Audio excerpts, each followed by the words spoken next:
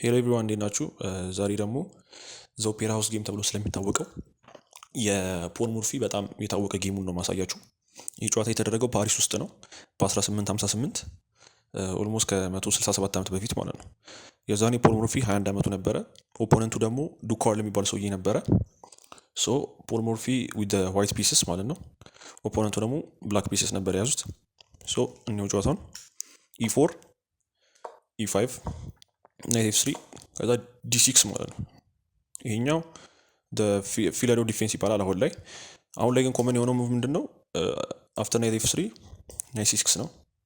የዛኔ ግን ብዙ ሰዎች ዲ6 ስለሚጫወቱ ዲ6 ሄደ፣ ከዛ ዲ4 ከዛ ቢሾፕ ጂ4 ሄደ ማለት ነው።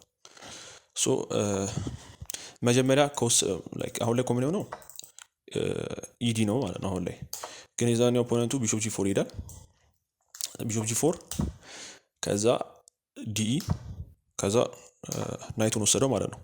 ናይቱን ባይወስደው ኖሮ ምንድነው የሚፈጠረው? ይሄን ከወሰደው በኋላ ሲምፕሊ እንደዚህ ቢወስደው ኩዊን ቴክስ ኪንግ ቴክስ ከዛ ኤፖን ፍሪ ነው። እዚህ ጋር እንደገና ፎርክ አለው ማለት ነው። ሶ ቢሾፕ መመለስ አለበት። ሶ አፍተር ዲኢ ከዛ ናይቱን ወሰደው ማለት ነው። ከዛ እዚህ ፖዚሽን ላይ ደረስን። ከዛ ሜት ትሬት አረገ እዚህ ጋር ኤፍቱ ላይ ማለት ነው። ከዛ ብሎክ አረገ ወይም ኢንተርፖዝ አረገ። ከዛ እዚህ ጋር በጣም ናይስ ሙቭ ደብል አታክ ማለት ነው። ሁለት ፖኖች አሉ አንድ ዲፌንድ የሆኑ ኤፍቱ ላይ እና ቢ7 ላይ ማለት ነው። ሶ ሁለቱንም አንድ ላይ ታርጌት አረገ ዊዝ ኩዊን ቢ3 ማለት ነው። ክላሲክ ሂካሩ እንደሚለው 90 ዲግሪ ማለት ነው። ራይት ትራያንግል ማለት ነው እዚህ ጋር። ሶ ኩዊን ቢ3 ሄዳል ደብል አታክ። ሰው ከሁለቱ ፖኖች ኦፍኮርስ ዲፌንድ ማድረግ ያለበት ኤፍ7 ስለሆነ ኩዊን ኢ7 ይሄዳል ዲፌንድ ያደርገዋል ማለት ነው።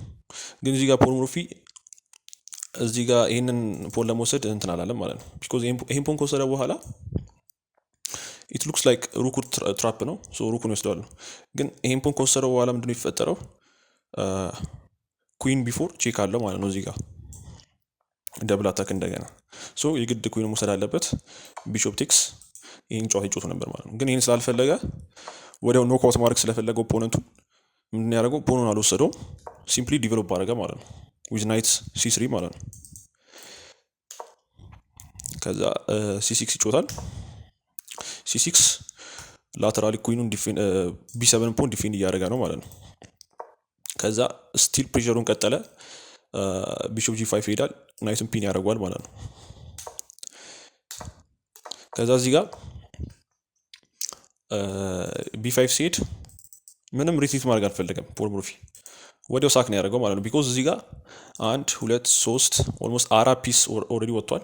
ካስል ካደረገ ደግሞ ሎንግ ካስል ካደረገ ደግሞ ሩኩ ዲዋ ላይ ስለሚመጣ ኦልሞስት 5 ፒስ ይሆናል ማለት ነው። ሶ ሊዲንግ ዲቨሎፕመንት ስላለው እዚህ ጋር ሳክ ቢያደርግም ችግር የለውም ቢ5 ላይ ማለት ነው። ሶ ቢ5 ላይ በናይት ይወስዷል ማለት ነው። ቢ5ን ቴክስ ቼክ ካደረገ በኋላ ናይት ቢዲ7 ይሄዳል ብሎክ ያደርጋል ማለት ነው። ከዛ ስቲል እንደገና ካስል አደረገ።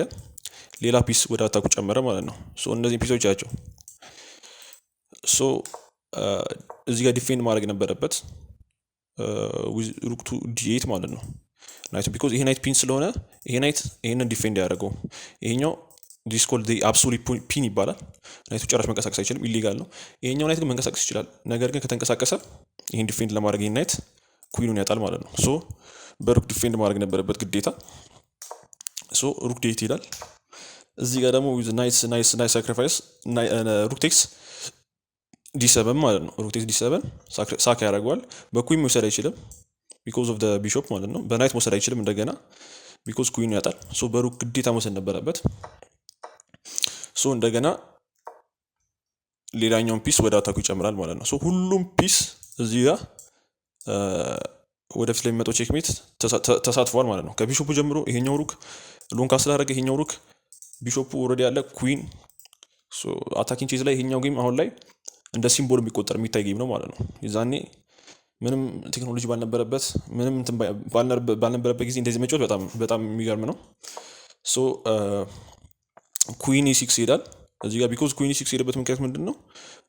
ስቲል ሄፒ እንደ ነው። ሶ ቀጣይ ሊወስደው ነው። ሶ ኩዊን ኢ6 ሄድ ኩዊን ትሬድ ኦፈር ያደርጋል። እንደገና ይሄ ናይት ይህንን ሩክ ዲፌንድ ያደርገዋል ማለት ነው። ሶ ኩዊን ኢ6 ይሄዳል። እዚያ ግን ኢንተርሜዞ አለ። ከዛ ቢሾፕ ቴክስ ዲ7 ይወስዷል ማለት ነው። ቢሾፕ ቴክስ ቼክ በናይት ይወስዷል። ሶ እዚህ ጋር ነው ብሪሊያንት ሙቭ የሚመጣው። እዚህ ጋር ይሄ ናይት ባይኖር ኖሮ ይሄኛው ናይት ባይኖር ኖሮ ሩክ ዴት ቼክ ሚት ይሆን ነበር ማለት ነው። ይሄኛው ፓተርን የታወቀ ፓተርን ነው። ይሄ ናይት እዚህ ጋር ባይኖር ኖሮ ብናውጣው ይሄን ናይት ሩክ ዴት እዚህ ጋር ቼክ ሚት ነው ማለት ነው። ሶ ምንድን ያሰበው ዲፍሌክሽን ያደረገው ኩዊን ቤት ቼክ ይሰጠዋል። ግዴታ የግድ ፎርስ ነው መውሰድ አለበት። ኪንጉ ምንም ሌጋል ሙቭ የለውም። ሁለቱም እዚህ ጋር ባለው ቢሾፕ ከቨር ስለተደረገ ኩዊን ቤት ይሄዳል። ብሪሊያንት ማለት ነው። ከዛ ናይት ቴክስ ኦንሊ ሙቭ ቤት ከዛ እዚህ ጋር ቼክ ሜት ይጨርሰዋል ማለት ነው። ሶ እንደዚህ ቀጣይ ቪዲዮዎች ማየት የምትፈልጉ ከሆነ ቻናሉን ፎሎ ማድረግ እንዳትረሱ። ቴንክ ዩ